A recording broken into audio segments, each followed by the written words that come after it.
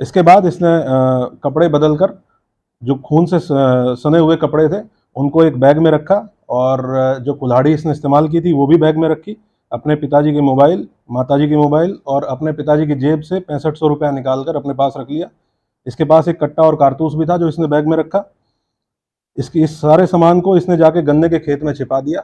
इसका प्लान ये था, इसके बाद जो पूछताछ में इसने बताया है कि ये इसके बाद अपनी जो एक बहन बची हुई थी, जो उस दिन शहर में मौजूद थी, उसकी भी हत्या करने वाला था और ये जनपद आजमगढ़ वापस आया था। फरार होने के बाद जनपद आजमगढ़ वापस आया था अपनी बहन की हत्या करने के लिए। इसी दौरान ये गया था, उस बैग में जो इसका सामान रखा हुआ था, कट्टा रखा हुआ था, कुल्हाड़ी रखा हुआ था और उसके साथ साथ जो कपड़े रखे हुए थे, उनको लेने के लिए पेट्रोल की जो शीशी इसके पास से बरामद हुई है, उसके संबंध में इसने बताया है कि इसका इस्तेमाल इसको करना था। जितना भी साक्ष्य था, जो कपड़े बरामद हुए हैं, चप्पल बरामद हुई है, उन सबको जलाने के लिए ये पेट्रोल का इस्तेमाल करने वाला था।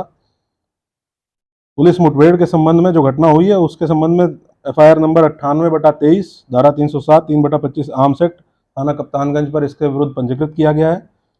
जो पूछताछ में इसने बताया है कि अभी एक जो बहन इसकी जीवित है, उसकी हत्या करने की भी इसकी प्लानिंग थी और इस प्लानिंग के तहत ही ये फरार होने के बाद कई जनपदों में जाते हुए वापस आजमगढ़ आया था। इस संबंध में भी विस्तृत बातचीत करके, पूछताछ करके, बयान देने के बाद एक पृथक से मुकदमा इसके विरुद्ध पंजीकृत किया जाएगा। ये बहुत जघन्य घटना इसके द्वारा अकेले कारित की गई। विस्तृत पूछताछ 2 टीमों के द्वारा इससे की जा रही है और इसके विरुद्ध कठोर कार्रवाई पुलिस के द्वारा इंश्योर की जाएगी। 16 अप्रैल 2023 को थाना कप्तानगंज अंतर्गत धंधारी गांव में एक ही परिवार के 3 लोगों की हत्या के संबंध में थाना कप्तानगंज पर एफआईआर नंबर 93/23, धारा 302 आईपीसी पंजीकृत किया गया था।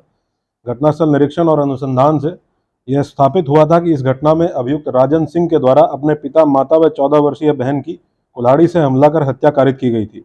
इसकी गिरफ्तारी के लिए मेरे द्वारा 3 टीमें गठित की गई थी।